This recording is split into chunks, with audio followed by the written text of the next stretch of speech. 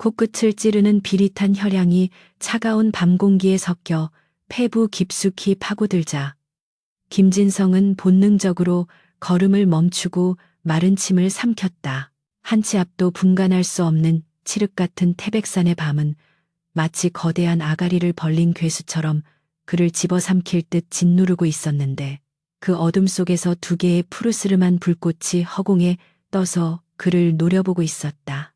그것은 도깨비 불도 아니요 길 잃은 나그네의 등불도 아닌 살아있는 생명체의 안광옌광임이 분명했기에 진성의 다리는 걷잡을 수 없이 후들거리기 시작했다. 등줄기를 타고 흐르는 식은땀이 낡아빠진 무명 저고리를 적셨고 손에 쥐고 있던 썩은 나무 지팡이가 바들바들 떨리며 낙엽 위로 부스럭거리는 소음을 만들어냈다. 그 미세한 소리조차 천둥 소리처럼 크게 들릴 만큼 적막한 산중에서 진성은 자신의 심장 박동 소리가 고막을 찢을 듯 울리는 것을 느끼며 눈앞의 존재가 내뿜는 압도적인 살기에 숨조차 제대로 쉴 수 없었다. 저것은 단순한 짐승이 아니라 이 산을 지배하는 영물이자 인간의 생사여 탈권을 쥔 산군 산주님에 틀림없었다. 진성이 이 깊고 험한 산중에 홀로 들어온 것은 결코 만용이나 객기가 아니었으니 그것은 오로지 찢어지게 가난한 집안 형편과 병석에 누운 노모를 위한 마지막 발버둥이었다.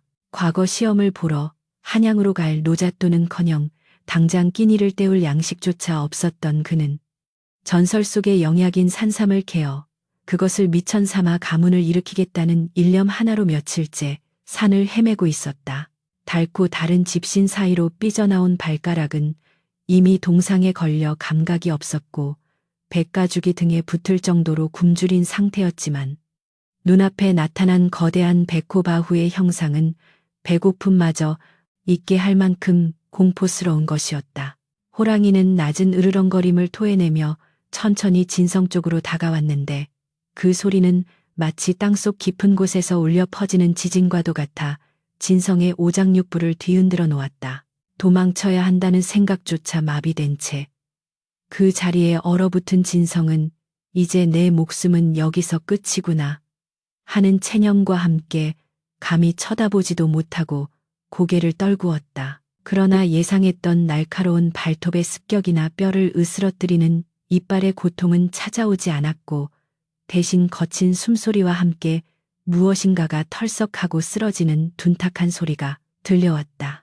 의아함에 조심스레 고개를 든 진성의 눈에 들어온 것은 그를 덮치려던 포악한 맹수가 아니라 고통에 몸부림치며 바닥을 구르는 거대한 짐승의 처참한 모습이었다. 달빛이 구름 사이로 잠깐 비친 순간 진성은 백호의 오른쪽 앞다리에 시커먼 못에 덫이 깊숙이 박혀있는 것을 발견했다. 녹슨 톱니가 하얀 털을 뚫고 살점 깊이 파고들어 뼈까지 닿은 듯했고 그 주변은 이미 검붉은 피로 흥건하게 젖어 있었다. 천하를 호령하던 산군조차 인간이 쳐놓은 비열한 덫 앞에서는 속수무책으로 당할 수밖에 없었던 것인지 백호는 진성을 향해 저기를 드러내면서도 극심한 고통 때문에 일어서지 못한 채 거칠게 숨만 몰아쉬고 있었다. 그 처절한 신음소리는 공포심을 넘어선 묘한 연민을 불러일으켰고 진성의 마음속에서 갈등의 불씨를 지폈다. 지금이 기회라고 생각하며 뒤도 돌아보지 않고 도망친다면 목숨만은 부지할 수 있을 것이나 영무를 외면하고 도망친 비겁한 선비라는 자괴감이 평생 그를 따라다닐 것만 같았다.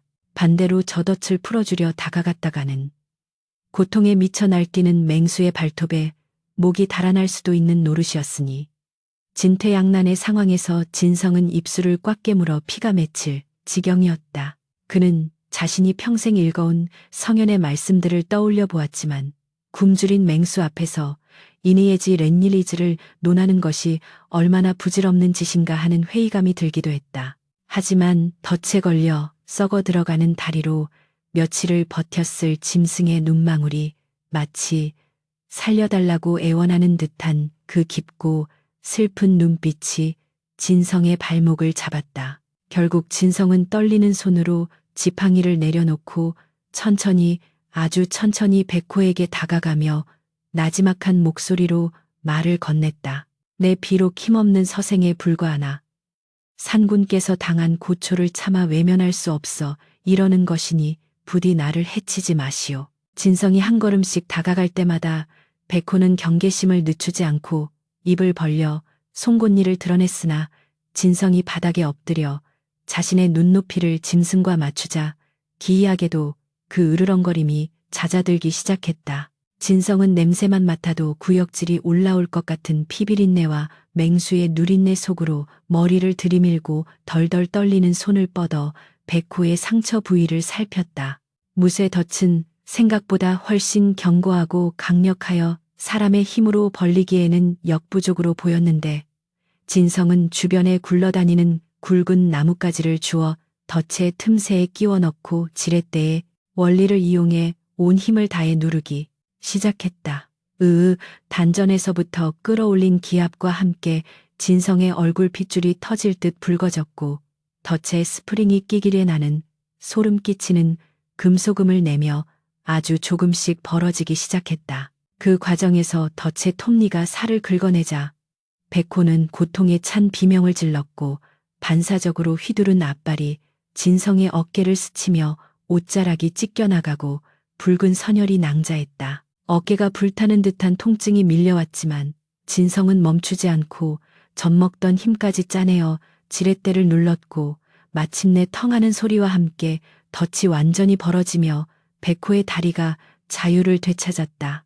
진성은 기진맥진하여 그 자리에 털썩 주저앉았고 족쇄에서 풀려난 백호는 비틀거리며 일어나 상처 입은 다리를 혀로 핥기 시작했다. 진성은 이제 죽었구나 싶어 눈을 질끈 감고 다가올 죽음을 기다렸지만 백호는 진성을 공격하는 대신 그의 주위를 어슬렁거리며 묘한 눈빛으로 그를 응시할 뿐이었다. 달빛 아래 드러난 백호의 덩치는 실로 집채만 하여 그가 마음만 먹으면 앞발질 한 번으로 진성의 두개골을 박살낼 수도 있을 터였다. 그러나 짐승은 진성의 찢어진 어깨 상처를 잠시 킁킁거리며 냄새를 맡더니 마치 감사의 표시라도 하듯 거친 혀로 진성의 손등을 한 번 훑고는 어둠 속 숲으로 천천히 걸음을 옮겼다.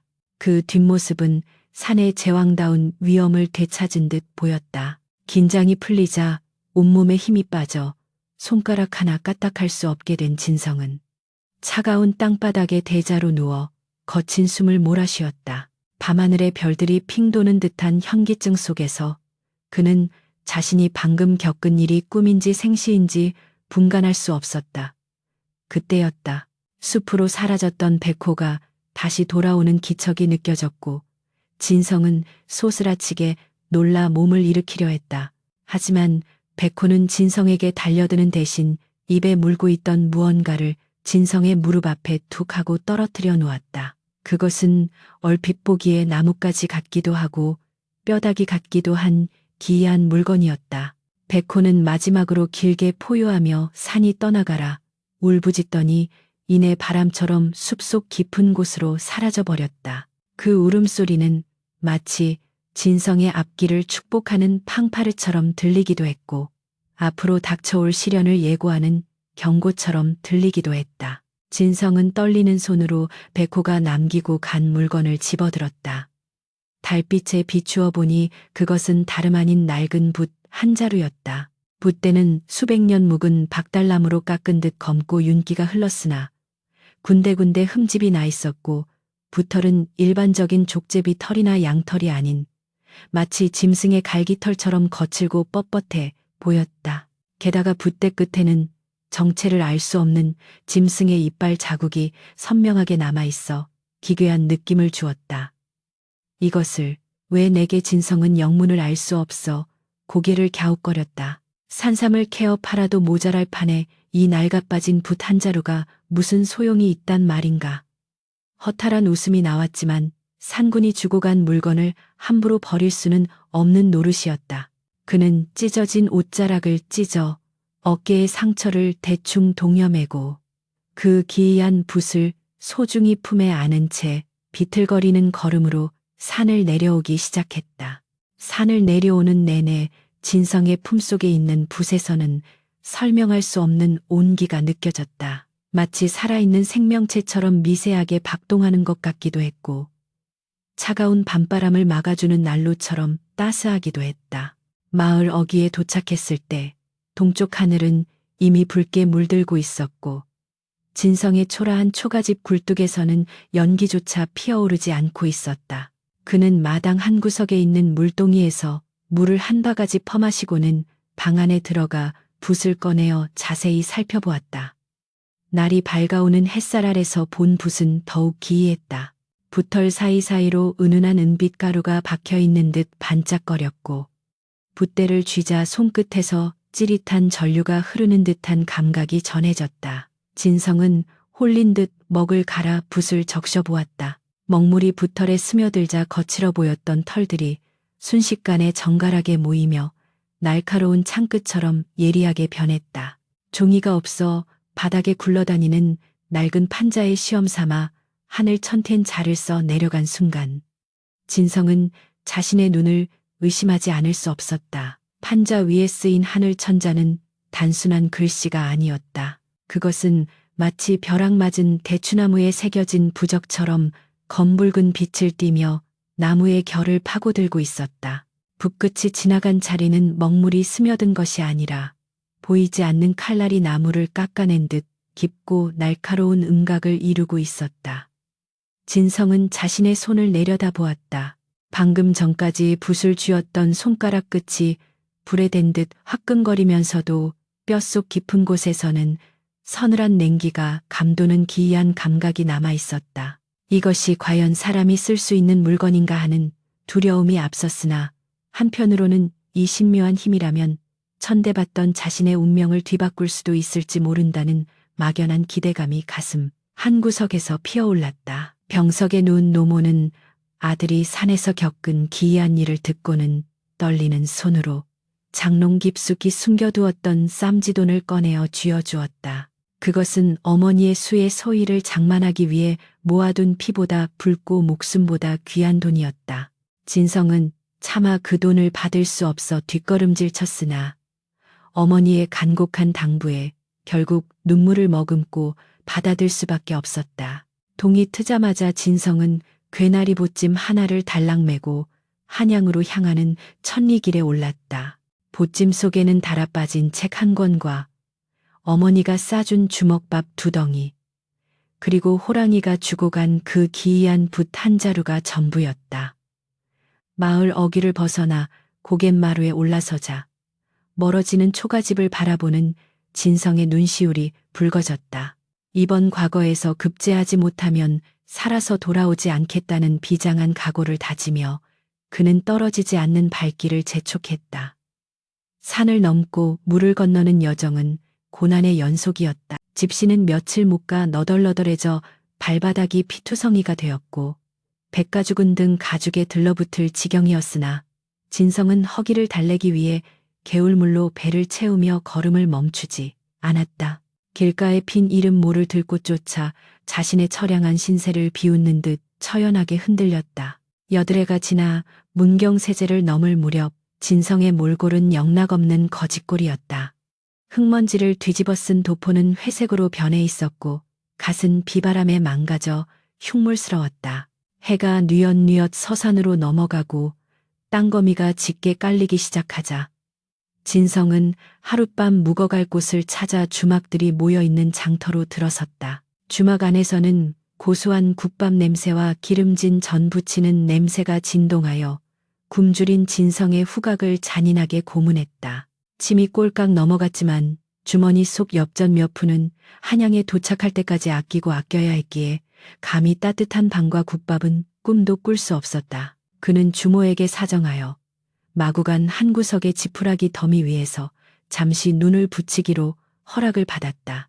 소의 덥고 비릿한 숨결과 거름 냄새가 진동하는 마구간이었지만 찬바람을 피할 수 있다는 것만으로도 감지덕지해야 할 형편이었다. 마구간 구석에 쭈그리고 앉아 언발을 녹이고 있을 때였다. 주막 안채 쪽에서 왁자지껄한 웃음소리와 함께 술잔 부딪히는 소리가 들려왔다. 문틈으로 새어나오는 불빛 사이로 비단옷을 입고 값비싼 갓을 쓴 젊은 선비 4~5명이 거나하게 취해 시를 읊고 있는 모습이 보였다.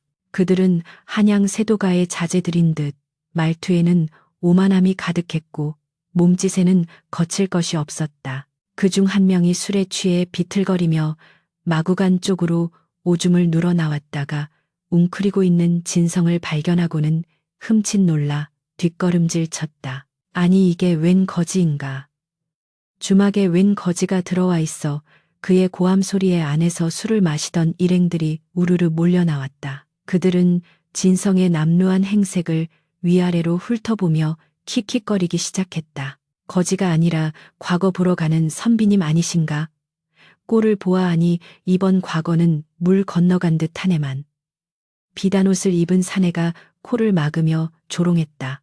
진성은 모욕감에 얼굴이 화끈거렸지만 묵묵히 고개를 숙인 채 대꾸하지 않았다. 시비를 걸어봐야 손해보는 것은 힘없는 자신뿐임을 뼈저리게 알고 있었기 때문이었다. 그러나 그들의 조롱은 거기서 멈추지 않았다. 한 사내가 진성의 보찜 사이로 삐져나온 붓대를 발견하고는 호기심 어린 눈으로 낚아채듯 빼앗아 들었다. 오호, 이것은 또 무엇인고 붓이라고 들고 다니는 모양인데 털꼬라지 좀 보게. 사내는 호랑이 털로 만든 투박한 붓을 등불에 비추어 보며 박장대소했다. 여보게들, 이 붓털 좀 보소. 개털을 뽑아다 만들었나? 아니면 쥐수염을 엮어 만들었나? 이렇게 뻣뻣하고 거친 털로 글씨나 써지겠어. 내 집 마당 쓰는 빗자루도 이것보단 곱겠네. 그들은 붓을 서로 돌려가며 낄낄거렸고 붓대를 툭툭 치거나 바닥에 던질 듯 시이데스라며 진성을 희롱했다. 진성의 주먹이 부들부들 떨렸다. 그 붓이 어떤 붓인가? 목숨을 걸고 산군을 구하고 얻은 어쩌면 자신의 운명을 바꿔줄지도 모를 신물 정우이었다. 그런 귀한 물건이 저런 속물들의 더러운 손에 놀아나고 있다는 사실에 참을 수 없는 분노가 치밀어 올랐다. 진성은 벌떡 일어나 그들 앞으로 다가가 최대한 정중하지만 뼈있는 목소리로 말했다. 이보시오 선비님들. 남의 물건을 함부로 대하는 것은 군자의 도리가 아닐 터 그만 돌려주시지요. 진성의 눈빛에서 뿜어져 나오는 서늘한 기운에 잠시 주춤했던 사내는 이내 자존심이 상했는지 콧방귀를 뀌며 붓을 진성의 가슴팍에 내던지듯 돌려주었다. 흑넉마주이가 꼴에 자존심은 있어서 그깟 빗자루 몽둥이 줘도 안 가진다. 열심히 그 빗자루로 과거 급제나 해보시지 그래. 그들은 침을 팬 백고는 다시 술판을 버리러 안채로 왁자지껄하게 사라졌다. 모욕과 수치심으로 인해 진성의 가슴 속에서는 천불이 일었다. 다시 차가운 마구간 구석에 주저앉았지만 억울함의 잠은 달아난 지 오래였다. 손은 무심하게 여물을 씹으며 큰 눈을 껌벅거릴 뿐 세상 어느 누구도 진성의 비참한 심정을 위로해주지 않았다. 진성은 품에 안고 있던 붓을 꺼내 들었다. 아까 그들이 더러운 손으로 만지작거렸던 붓대에서 왠지 모를 열기가 느껴지는 듯했다. 그는 이대로는 도저히 잠들 수 없을 것 같아 보찜 속에서 꼬깃꼬깃한 종이 한 장과 벼루 대용으로 쓰는 깨진 기와 조각을 꺼냈다. 먹을 갈 물조차 없어 마당에 놓인 물통에서 살얼음이 낀 찬물을 조금 떠다가 기와 위에 부었다. 차가운 마구간 바닥에 엎드려 먹을 가는 소리만이 적막한 밤 공기를 갈랐다. 스윽스윽 먹이 갈리며 나는 냄새가 비릿한 소똥 냄새를 덮으며 은은하게 퍼져나갔다.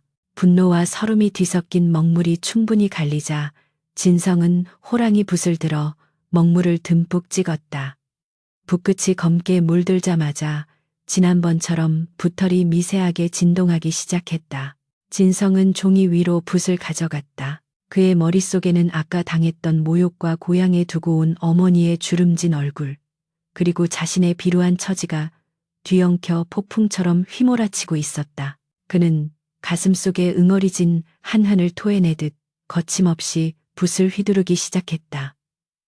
첫 획을 긋는 순간 놀라운 일이 벌어졌다. 붓끝이 종이에 닿자마자 머릿속을 가득 채우고 있던 뜨거운 분노의 불길이 순식간에 사그라들고 대신 태백산 깊은 계곡에 얼음물 같은 청명하고 차가운 기운이 정수리부터 발끝까지 깨끼 얹어지는 느낌이 들었다. 그것은 단순한 냉기가 아니었다.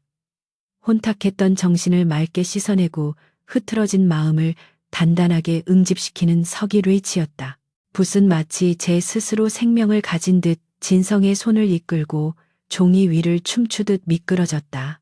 평소라면 붓털이 거칠어 먹이 튀고 획이 갈라졌을 테지만 지금 이 순간 붓털은 비단결보다 부드러우면서도 강철처럼 탄력 있게 움직였다. 진성은 자신이 무엇을 쓰고 있는지도 잊은 채 무아지경에 빠져들었다. 붓이 지나간 자리마다 칠흑 같은 먹물이 살아 꿈틀거리며 글자가 되어 박혔다. 른참을 인자를 쓸 때는 칼로 베는 듯한 날카로움이 짙듯이 자를 쓸 때는 바위처럼 묵직한 힘이 실렸다.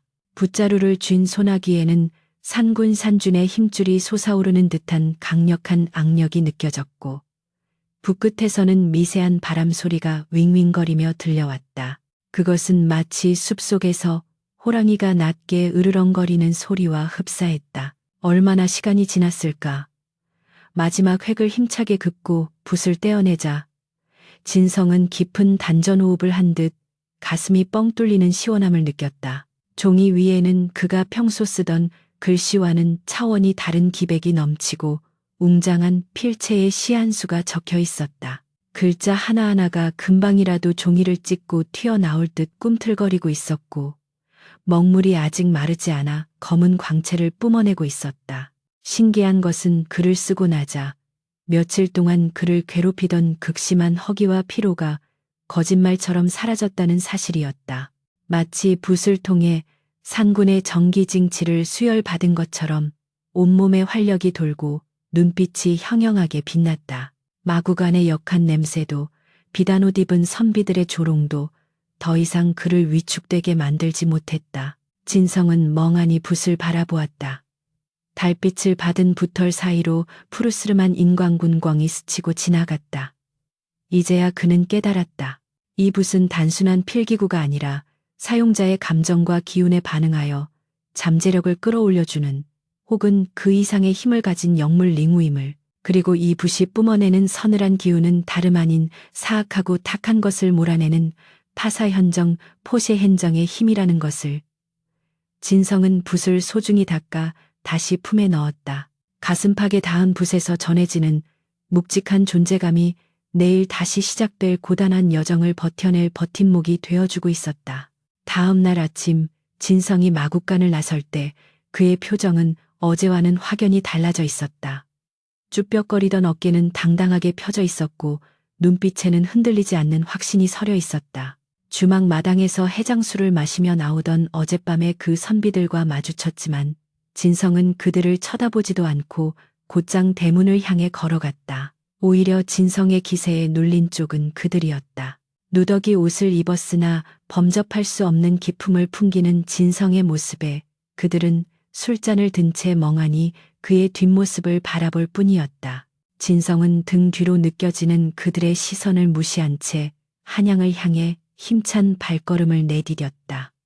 보찜 속의 붓이 덜그럭거리며 경쾌한 소리를 냈다. 마치 가자 천하를 뒤흔들러라고 외치는 듯했다. 한양 도성 문턱을 넘기 전까지 겪어야 할 시련이 아직 많이 남아 있었지만 호랑이의 발톱을 품에 안은 그는 더 이상 혼자가 아니었다. 한양의 과거장 코론머, 그야말로 인산인해를 이루고 있었으니 조선 팔도에서 내로라 하는 인재들이 구름처럼 몰려들어 발 디딜 틈조차 없었다. 뜨거운 태양볕이 내리쬐는 연병장은 수천 명의 선비들이 뿜어내는 열기와 흙먼지로 뒤덮여 숨이 턱턱 막혀왔다. 곳곳에서 명문가 자제들이 하인들을 대동하고 비단 양산 아래서 더위를 식히며 최고급 벼루와 먹을 꺼내 놓는 동안 김진성은 구석진 자리에 쭈그리고 앉아 낡은 멍석 하나를 깔고 주섬주섬 필묵을 챙겼다. 주변의 시선은 싸늘했다. 남루한 옷차림에 각근조차 끊어질 듯 위태로운 그를 보며 혀를 차거나 비웃음을 흘리는 이들이 태반이었다. 하지만 진성은 그들의 시선 따위는 안중에도 없다는 듯 오로지 품속에서 꺼낸 호랑이 붓을 어루만지며 마음을 가라앉히는데 집중했다. 붓대에서는 여전히 미세한 온기가 전해져와 긴장으로 차가워진 그의 손끝을 녹여주었다. 그것은 마치 두려워 말라 내가 있다라고 속삭이는 산군 산준의 낮은 으르렁거림 같기도 했다. 이윽고 둥둥둥 하는 북소리가 천지를 진동하며 시험의 시작을 알렸고 소란스럽던 장내는 찬물을 끼얹은 듯 일순간에 정적에 휩싸였다. 높은 단상 위에 선 시관이 두루마리를 펼쳐 오늘의 시제 스다를 우렁차게 낭독했다. 금일의 시제는 도탄에 빠진 백성의 고통을 논하고 군주가 마땅히 행해야 할 도리를 서술하라이다. 시제가 발표되는 순간 곳곳에서 탄식과 안도의 한숨이 교차했다. 그러나 진성의 눈동자는 순간 횃불처럼 타올랐다. 이것은 그가 뼈저리게 겪어온 삶 그 자체였고 피를 토하는 심정으로 매일 밤 되뇌었던 화두였기 때문이었다. 가렴주고 커린 주초를 일삼는 탐관오리들 흉년과 역병에 신음하며 나무 껍질로 연명하는 이웃들. 그리고 약값 한 푼 없어 병석에서 죽어가는 어머니의 얼굴이 주마등처럼 스쳐 지나갔다. 진성은 떨리는 손으로 벼루에 물을 부었다. 물은 맑았으나 그의 눈에는 피눈물처럼 보였다. 먹을 까는 손에 힘이 들어갔다. 스으 먹이 갈리는 소리가 유난히 크고 거칠게 들려왔다. 주변 선비들이 신경 쓰인다는 듯 눈총을 주었지만 진성의 귀에는 아무것도 들리지 않았다. 오로지 먹물이 짙어질수록 가슴속 깊은 곳에서 끓어오르는 울분과 비장함만이 그를 지배할 뿐이었다. 먹물이 칠흑처럼 검어지고 끈적하게 엉겨 붙자 진성은 심호흡을 한 번 크게 내쉬고 붓을 들었다. 그 순간이었다. 붓털에 먹물을 적시자마자 잠잠했던 붓이 갑자기 살아있는 생물처럼 꿈틀거리기 시작했다.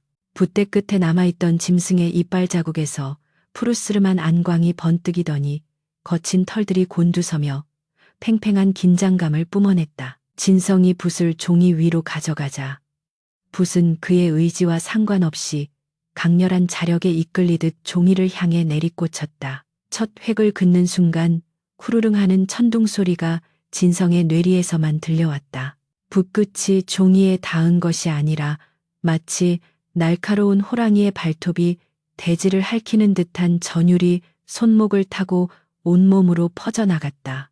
진성은 당황하여 붓을 제어하려 했으나 붓은 이미 야생의 본능을 깨운 맹수처럼 거침없이 날뛰고 있었다. 아니 날뛴다기보다는 춤을 추고 있었다. 그것은 인간의 기교로는 흉내낼 수 없는 원초적이고 압도적인 힘의 흐름이었다. 진성은 붓이 이끄는 대로 자신의 몸을 맡길 수밖에 없었다. 그의 팔은 붓을 잡은 것이 아니라 붓에 매달려 끌려가는 형국이었다. 글자 하나하나가 종이 위에 새겨질 때마다 기이한 현상이 일어났다. 보통의 먹물이라면 종이에 스며들어 번지기 마련이거늘 호랑이 붓이 토해내는 먹물은 마치 쇠를 녹인 쇳물처럼 종이 위에 뚜렷하고 묵직하게 내려앉았다. 획의 굵기는 변화무쌍하여 가늘 때는 거미줄처럼 위태롭고 굵을 때는 천년 묵은 고목처럼 단단했다. 붓끝에서 뿜어져 나오는 기운은 서늘한 냉기를 동반하여 한여름의 땡볕 아래서 땀을 뻘뻘 흘리던 진성의 주변 공기를 설이 내린 가을밤처럼 차갑게 식혀버렸다. 옆자리에 앉아있던 선비 하나가 으슬으슬한 한기를 느끼고 고개를 돌려 진성을 바라보았다가 소스라치게 놀라 붓을 떨어뜨리고 말았다. 진성의 눈은 흰자위가 보이지 않을 정도로 검게 변해 있었고 붓을 쥔 손등에는 시퍼런 핏줄이 터질 듯 솟아올라 있었던 것이다. 진성은 무아지경 속에서 글을 써내려갔다. 그것은 문장이라기보다는 절규였다. 백성들의 굶주린 배에서 나오는 꼬르륵 소리가 글자가 되었고 억울하게 매맞고 피 흘리는 농민들의 신음이 문장이 되었다.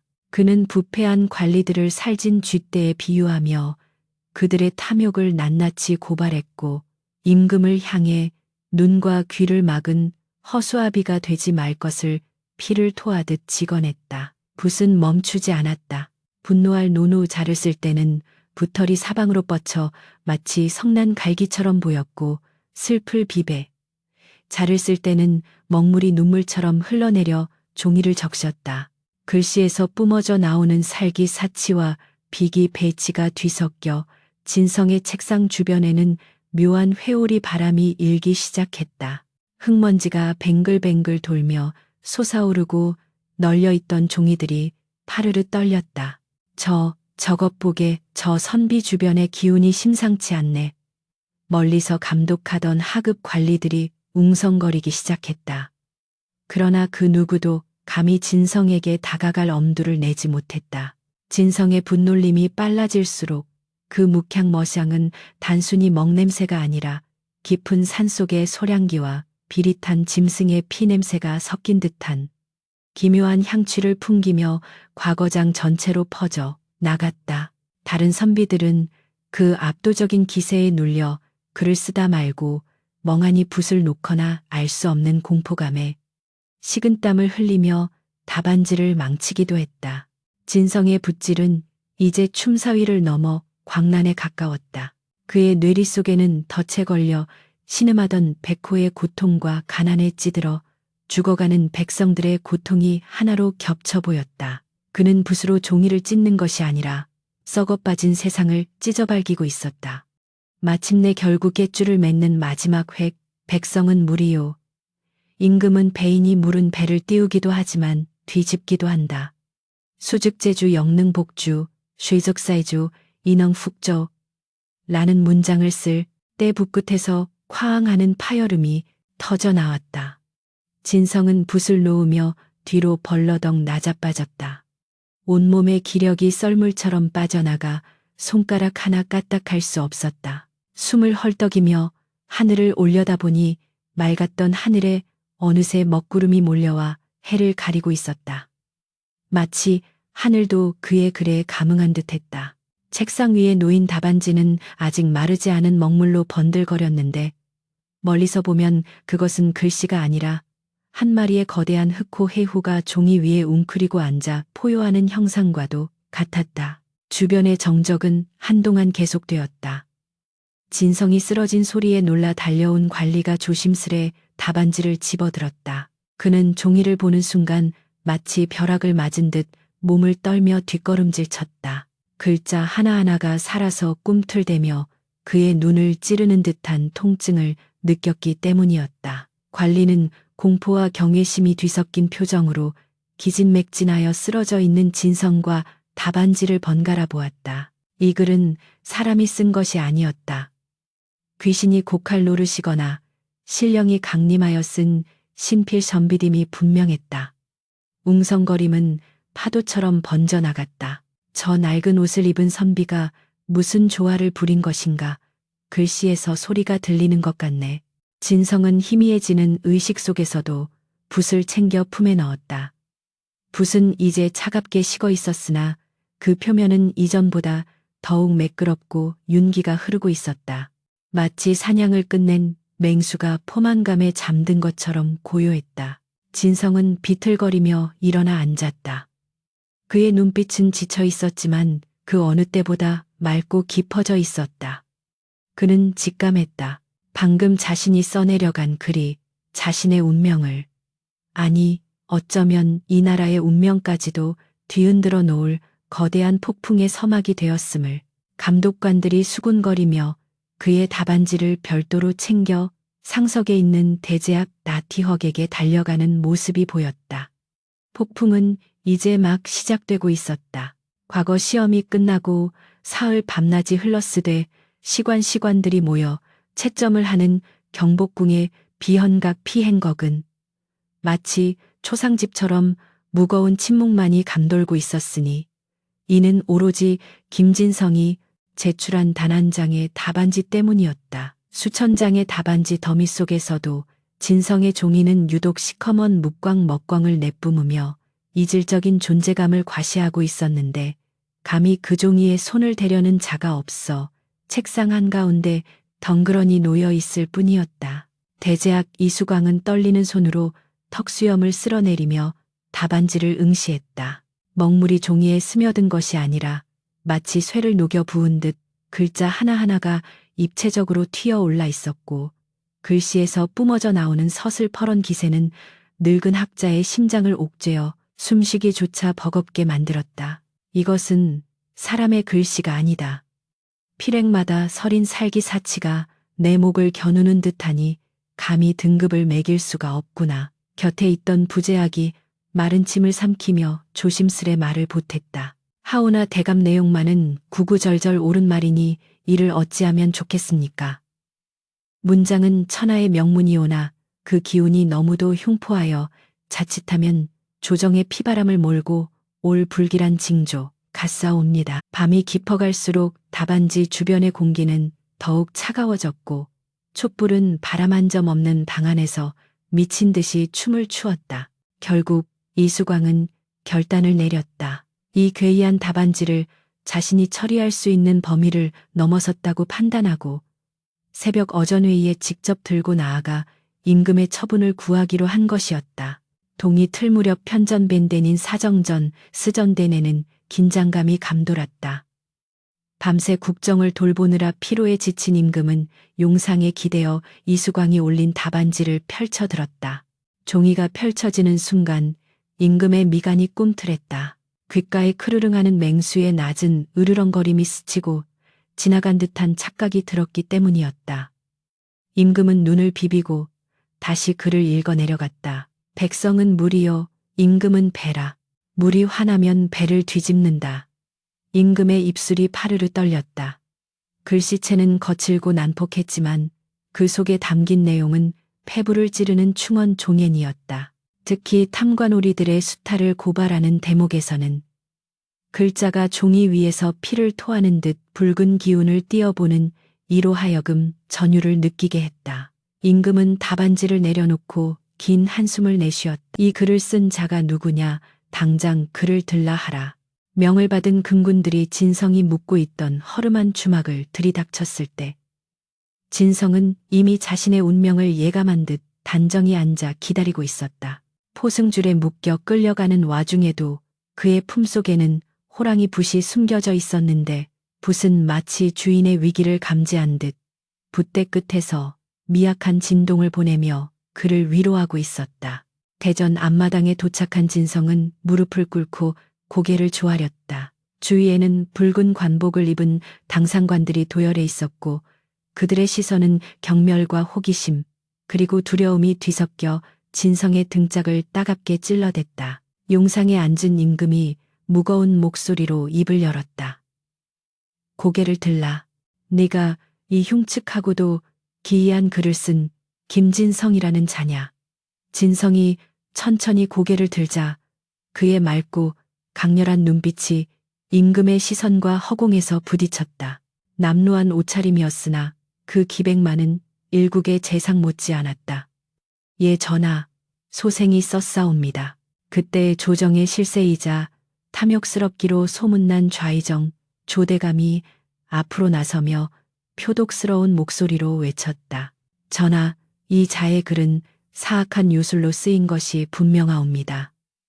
먹물에서 피비린내가 진동하고 글씨를 보면 현기증이 일어 정신을 혼미하게 하니 이는 필시 역모를 꾀하는 사교 색동의 무리가 나라를 어지럽히고자 수작을 부린 것이옵니다. 조대감의 말에 동조하는 간신들이 웅성거림을 보챘다. 옳습니다. 전하, 저 자의 소매를 뒤져보소서. 분명 요사스러운 부적이나 흉물을 숨기고 있을 것이옵니다. 당장 목을 베어 후환을 없애야 하옵니다. 조대감은 평소 자신의 비리를 맹렬히 비판하는 내용이 담긴 이 답안지가 세상에 알려지는 것을 극도로 두려워하고 있었다. 그는 기회를 틈타 진성을 요승 여성이나 반역자로 몰아처단하려 혈안이 되어 있었다. 임금은 잠시 갈등하는 빛을 보였다. 확실히 진성의 글씨에는 설명할 수 없는 기이한 힘이 서려 있었고 그것은 왕권에 대한 위협으로 느껴질 수도 있는 노릇이었다. 임금의 침묵이 길어지자 조대감은 기세등등하여 금군에게 눈짓을 보냈다. 여봐라, 저놈의 품을 뒤져 요물을 찾아내라.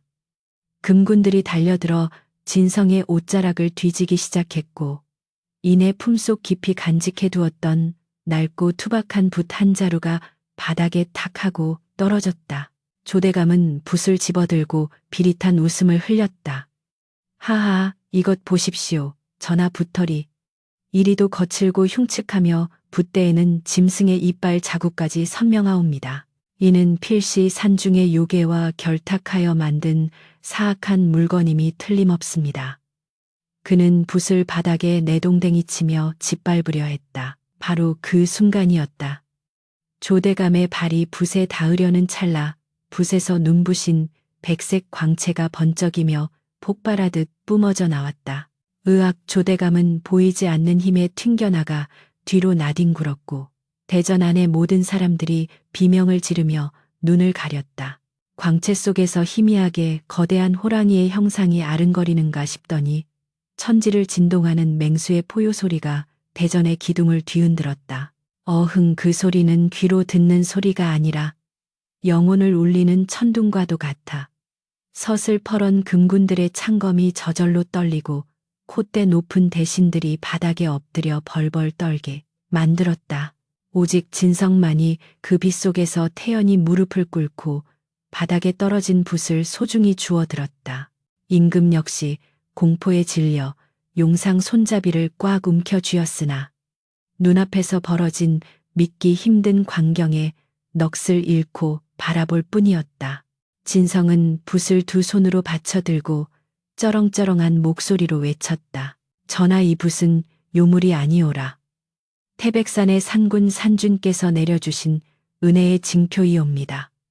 장내가 물을 끼얹은 듯 조용해지자 진성은 떨리는 목소리로 그날 밤의 일을 낱낱이 고하기 시작했다. 굶주린 선비가 산삼을 캐러 갔다가 덫에 걸린 호랑이를 구해준 이야기. 그리고 그 호랑이가 보은의 뜻으로 남기고 간 붓에 대한 사연을. 소신은 가진 것이 없고 배운 것이 부족하여 오직 이 붓에 의지해 백성들의 고통을 적어 내려갔을 뿐입니다. 붓에서 뿜어져 나오는 기운은 사악한 요술이 아니라 억울하게 죽어가는 산짐승의 한과 핍박받는 백성들의 절규가 산군의 영험함과 감응하여 나타난 천지신명 캔디신밍의 뜻이옵니다. 만약 백성의 아픔을 대변한 것이 영모라면 소신 기꺼이 이 자리에서 목을 내놓겠나이다. 진성의 절규는 대전 안을 숙연하게 만들었다. 그의 말에는 한치의 거짓도 섞이지 않은 순수한 진심이 담겨 있었고 붓에서 뿜어져 나왔던 그 서늘한 기운은 이제 조용히 가라앉아 진성의 주위를 부드럽게 감싸고 있었다. 넘어진 채 멍하니 있던 조대감은 쥐구멍이라도 찾고 싶은 심정이었으나 이미 엎질러진 물이었다. 임금은 천천히 용상에서 일어났다. 그는 계단을 내려와 진성 앞에 섰다.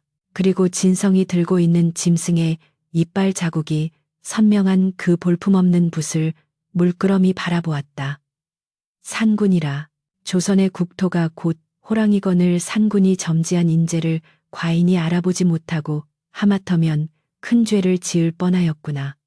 임금의 눈시울이 붉어졌다. 그는 진성의 답안지를 다시 펼쳐들었다. 아까는 두려움에 가려 보이지 않았던 글자 행간에 숨겨진 백성을 사랑하는 절절한 마음이 비로소 임금의 가슴을 울렸다. 여봐라, 좌의정 조씨를 비롯하여 무고한 인재를 모함하고 국정을 농단한 자들을 당장 의금부로 압송하라. 임금의 추상 같은 호령이 떨어지자 금군들이 조대감과 그 일당을 포박했다. 전하, 억울하옵니다. 전하, 조대감의 처절한 비명소리가 멀어지자 임금은 진성의 어깨를 감싸 안으며 일으켜 세웠다. 그대의 붓끝이 칼보다 매섭고 그대의 충심이 산보다 무겁도다. 과인은 오늘 천하의 명필을 얻은 것이 아니라 나라를 지탱할 큰 기둥을 얻었노라. 임금은 즉석에서 진성에게 장원급제를 하명하고 어사와 율법화를 내렸다. 진성은 붓을 가슴에 품고 뜨거운 눈물을 흘렸다. 그것은 기쁨의 눈물이기 이전에 춥고 배고팠던 지난날의 서름과 자신을 믿고 붓을 맡겨준 상군에 대한 깊은 감사의 눈물이었다. 대전을 나서는 진성의 발걸음은 구름 위를 걷는 듯 가벼웠으나 한편으로는 무거운 책임감이 짓누르고 있었다. 그의 머리 위에 꽂힌 어사화가 바람에 흔들릴 때마다 품속의 붓은 더 이상 차갑지 않고 따스한 온기를 전해주며 마치 심장 박동처럼 두근거렸다. 궁궐 밖에는 소문을 듣고 몰려든 백성들이 인산인해를 이루고 있었고 호랑이 선비가 장원 급제했다는 소식에 만세를 부르며 환호했다. 진성은 하늘을 올려다 보았다. 구름 사이로 비치는 햇살이 마치 태백산의 그 백호가 웃고 있는 눈매처럼 보였다. 그러나 그는 알고 있었다. 이것이 끝이 아니라 이 신비한 붓과 함께 짊어져야 할 백성들의 삶이라는 거대한 짐을 지는 시작일 뿐임을. 이제 그는 붓을 들어 자신의 영달이 아닌 세상을 맑게 씻어내는 무민관의 길을 걸어가야만 했다. 장원급제의 영광을 안고 고향으로 돌아가는 길은 김진성이 몇 달 전 피를 토하는 심정으로 한양을 향해 떠나던 그 길과 같았으나 그 풍경은 천지 차이로 변해 있었다. 청천벽력과도 같은 기쁜 소식은 파발마를 타고 진성보다 한 발 앞서 고향 마을에 당도해 있었고 마을 어귀에는 경축 김진성 장원급제라고 쓴 깃발이 만장처럼 펄럭이고 있었다. 쾡과리와 징소리가 요란하게 울려 퍼지는 가운데 진성은 붉은 관복을 입고 머리에는 임금께서 하사하신 어사와 위파화를 꽂은 채 백마 위에 올라 위풍당당하게 마을로 들어섰다.